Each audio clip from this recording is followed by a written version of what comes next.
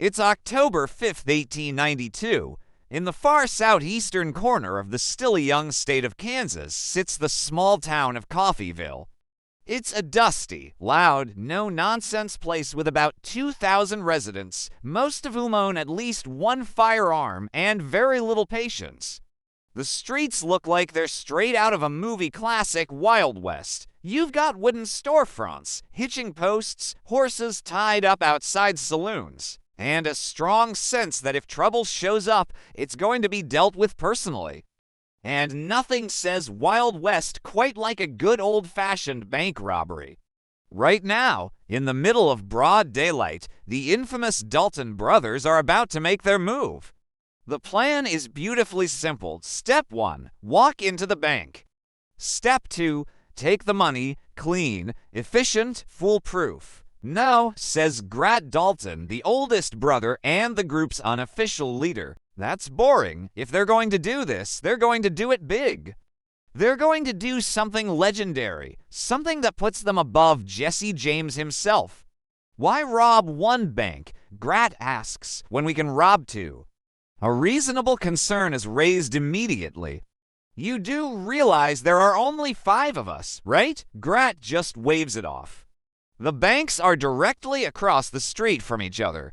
If something goes wrong, they'll just shout, run over, and help. Easy. This, ladies and gentlemen, is how you plan the dumbest heist in American history. But before the circus begins, let's rewind for a moment. The Dalton brothers Grat, Bob, Emmett, and their associates Dick Broadwell and Bill Power didn't start out as criminals. Quite the opposite. They were once on the right side of the law. Several of them served as deputies, hunting down outlaws instead of becoming them.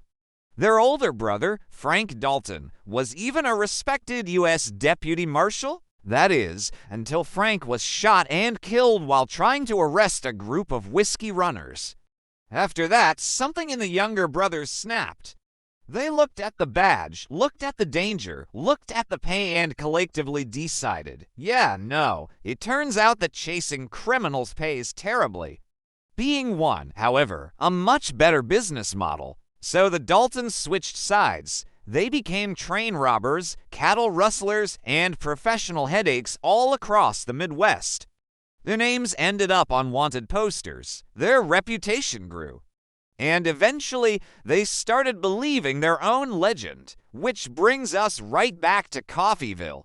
On the morning of October 5th, around 9:30 a.m., the Dalton gang saddled up, tied their horses in a nearby alley, and prepared for immortality. To disguise themselves, they wore fake beards and mustaches, disguises so unconvincing they fooled exactly 0 people. 5 armed men with rifles and revolvers, wearing dollar store facial hair, marching toward to banks in broad daylight tends to draw attention, especially when the town is literally where you grew up. People on the street recognized them instantly.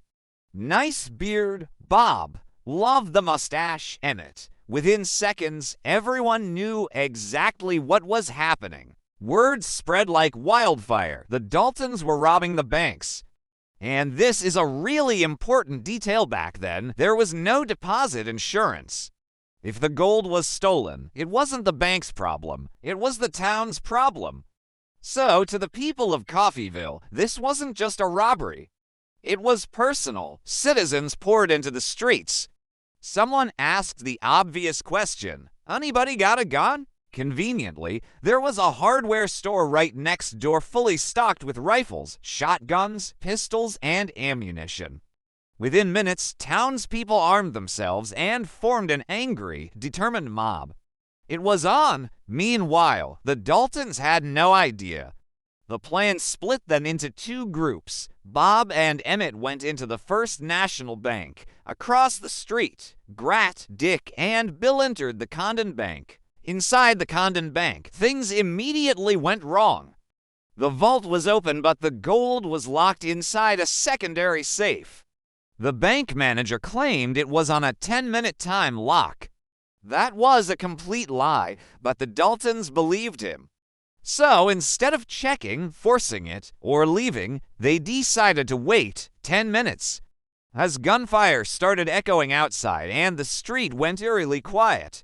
Over at the First National Bank, Bob and Emmett had better luck. They forced the vault open, stuffed bags with cash and gold, and prepared to leave using a hostage as a human shield. As they stepped outside, a hidden citizen opened fire. Bullets tore through the air. "Yeah, let's not go this way," Emmett suggested. "Good call." They retreated back inside, exited through the rear door, and slipped into the alley. Another armed citizen confronted them. A brief standoff followed. Bob ended it.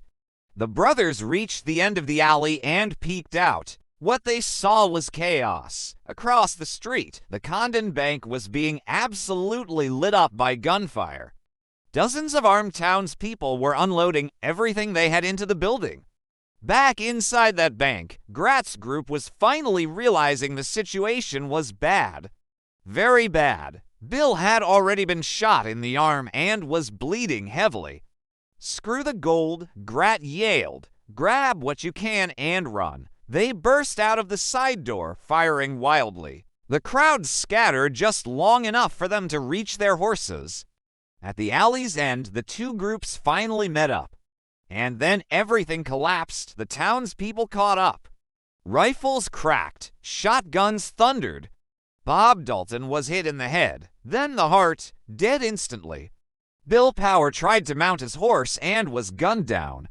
Emmett and Dick managed to ride off, but Emmett looked back, saw his brother's body, and turned around. He never made it. A shotgun blast tore into his back, dropping him to the dirt. Dick Broadwell escaped briefly, but he was riddled with bullets. He was found dead 2 miles west of town, still slumped over his horse. Out of the entire gang, only Emmett Dalton survived. He had been shot 23 times. Against all odds, he lived. He was nursed back to health by the very townspeople he tried to rob, sentenced to life in prison, and was eventually pardoned after serving 14 years. He later became a writer and an actor in Hollywood, often playing outlaws in early westerns. Once a bandit, always a bandit, I guess. When asked years later why the Daltons attempted such a ridiculous stunt, Emmett gave a simple answer. Fame played a role, but fear played a bigger one. They were being relentlessly hunted by Deputy Marshal Heck Thomas, one of the toughest lawmen of the era. The pressure was closing in. They needed one big score to get enough money to escape the territory for good. They were right about one thing. The hunt didn't stop.